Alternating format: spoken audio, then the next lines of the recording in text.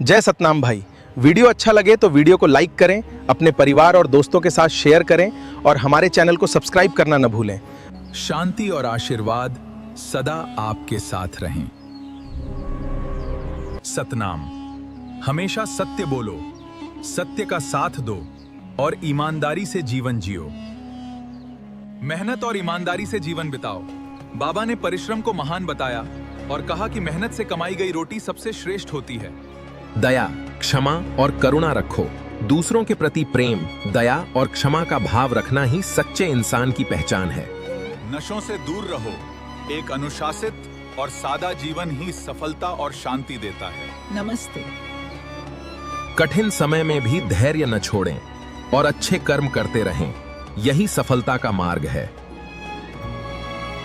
प्रेम, शांति और आपसी सम्मान ही खुशहाली लाते हैं। अनमोल उपदेश अच्छे लगे हों तो वीडियो को लाइक करें, अपने परिवार और दोस्तों के साथ चैनल को लाइक करें, अपने परिवार और दोस्तों के साथ शेयर करें और हमारे